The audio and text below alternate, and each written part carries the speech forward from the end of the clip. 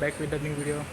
तो ये कंटिन्यूएशन है जो लास्ट वीडियो में आपको देखा, जो लास्ट सीन था, जो मैंने स्क्रू ब्रेक कर दिया था गाड़ी का इंजन में और इंजन पूरा सीज हो गया था।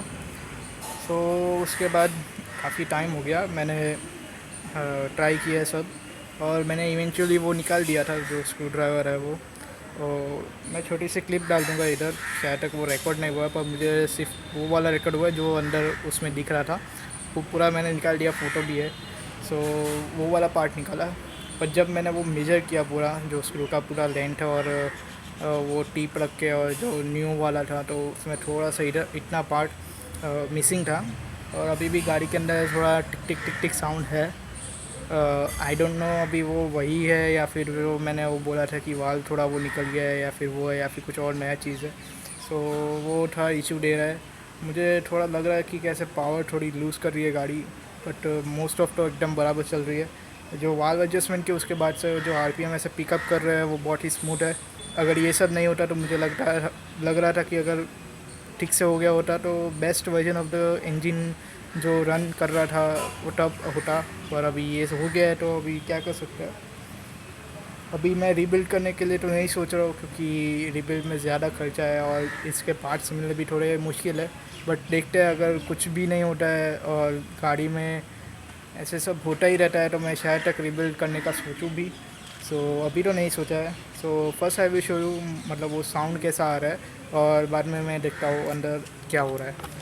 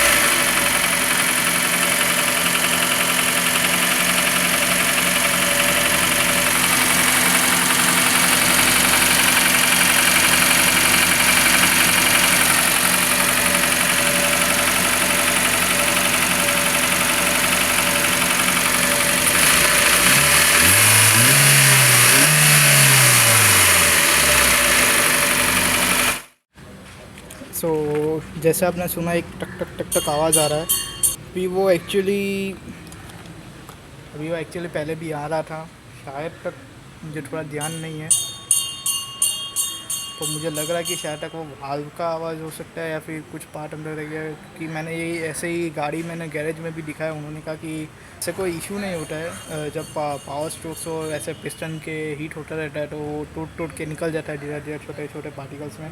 तो मुझे लग रहा है कि मोस्ट ऑफ निकल गया है। बट आई डोंट नो ये आवाज़ कैसी आ रही है और थोड़ा सा इंजन भी ऐसे हिल रहा है। मे बी वो शायद तक मैंने थोड़ा एडजस्टमेंट्स किए थे इग्निशन टाइमिंग में, उसकी वजह से हो सकता है या फिर आई डोंट नो। अभी तो मैं ट्राई करूँगा कि बोरोस्कोप अंदर डाल के देखने के कि कुछ निकल रहा है। तो वैसे कुछ मैंने पहले भी चेक कर लिया था, कुछ नहीं था। और मैंने नए गैस्केट्स लाए हैं पर मैं शायद तक ही अभी डालूँगा क्योंकि मुझे लगा है कि एक बार और खुलना पड़ेगा। So I will open this up and let's check with the borescope inside the cylinder, और जो भी होगा वो मैं आपको दिखाऊंगा। सो फर्स्ट ऑफ ऑल मैं सारे वाल्व के जो लॉक नट है वो देख लेता हूँ, अगर कोई लूज़ हो गया होगा या फिर कोई भी चेंज हुआ है तो वो पता चल जाएगा। और दूसरा मैं बोरोस्कोप डाल के चेक करूँगा चार सिलेंडर में कि अगर कुछ एक्स्ट्रा मुझे मटेरियल दिख रहा है या फिर कुछ भी अनवांटेड पार्टिकल्स है तो उसको निकालने की ट्राई करेंगे। अभी जो साउंड है वो मुझे एग्जैक्टली नहीं पता है कि कहाँ से आ रहा है, कि वो सिलेंडर के अंदर से आ रहा है या फिर वाल्व का आवाज़ है या फिर नॉर्मल टिकिंग साउंड है ये टेपेट्स का। मे बी आप लोग ज़्यादा हेल्प कर सकते हो, अगर किसी को कुछ पता है तो कमेंट कर दो।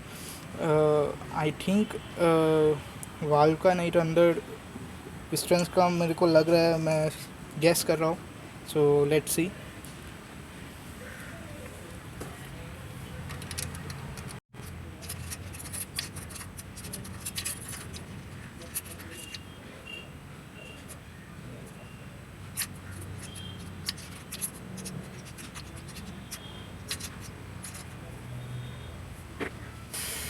सो मैं अभी एडजस्टमेंट्स नहीं चेक कर रहा है वो गेज से, क्योंकि मैंने ऑलरेडी 2 बार पूरा, पहले जो मैंने वीडियो बनाया था वो पूरा एक बार ऐसे एडजस्ट किया था, फिर बाद में दूसरी बार फिर से मैंने एडजस्ट किए, वो भी क्रैंक टाइमिंग और इग्निशन टाइमिंग दोनों को साथ में रख के।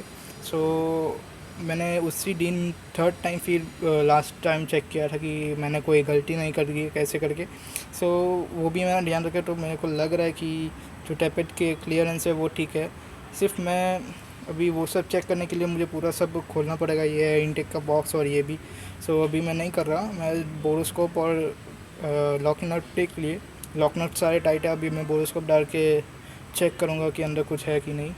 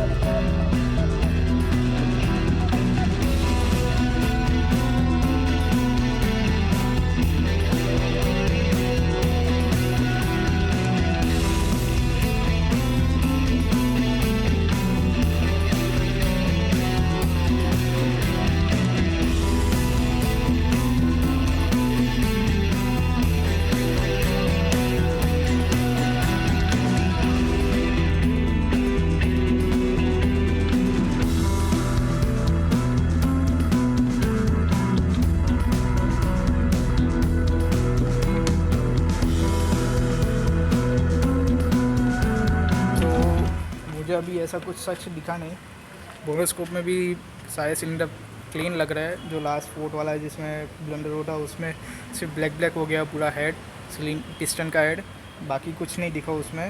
और बात करते हैं ये वाल्व की, तो ये वाला वाल्व ही टिक टिक टिक टिक आवाज़ कर रहा है लाइक दिस।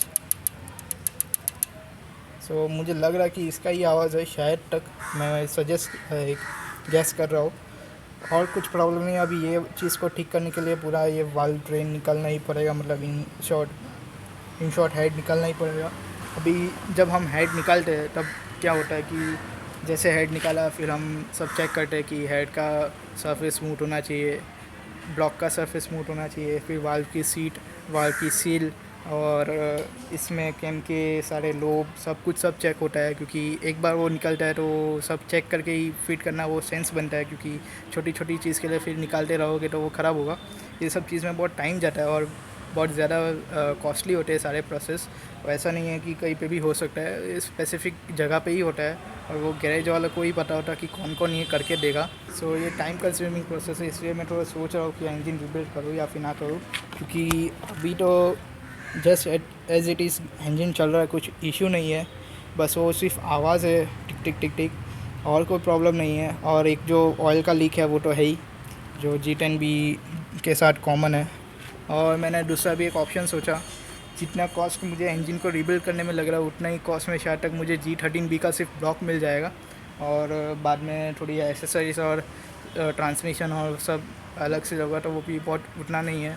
सो वो भी एक ऑप्शन है कि G13 भी स्वैप कर सकते हैं, बट वो फिर क्या कहते हैं कि रिलायबल नहीं है। मैंने फोरम में देखा, थोड़े लोग को पूछा, वो एग्जॉस्ट के साथ पूरा चेंज करना होगा। फिर मुझे जो भी उसका पेरिफेरल्स है, जैसे ECU हो गए, सिर्फ फिर इग्निशन कॉइल हो गया और ब्रेक बूस्टर्स हो गए, वो सब भी थोड़ा चेंज करना पड़ेगा, क्योंकि वो सब इशू देंगे। सो वो भी मैं सोच रहा हूँ, थोड़ा टाइम लगेगा ये सब में। तो यही है, इसलिए मैं अभी इंजन पे कुछ ज़्यादा करने नहीं वाला हूँ। आएगा तो फिर इंजन रिबिल्ड आएगा, नहीं तो फिर स्वैप आएगा, नहीं तो फिर अगर कोई दूसरा आइडिया आया बीच में दोनों के, मतलब दोनों को अवॉइड कर सकते हैं वैसा कुछ, तो we will see. So that's it. यही कहने के लिए मैंने ये वीडियो बनाया, क्योंकि ये मैटर को एंड करना था। So this is end of this matter. अभी मैं ये क्लोज़ करता हूँ। अभी जैसा इंजन वैसे चलाऊँगा, कुछ ज़्यादा इशू आए तो वो मैं दूसरे वीडियो में बताऊँगा। So that's it for the video. If you like what you are watching, then like the video, share with your friends and do subscribe the channel. अभी 1000 करने हैं, क्योंकि मोनेटाइजेशन होगा तो ही मैं सब खर्चे कर पाऊँगा, और मुझे भी प्रूव करना है कि ये यूट्यूब से भी कुछ हो सकता है। सो that's it. This is for the video. Bye.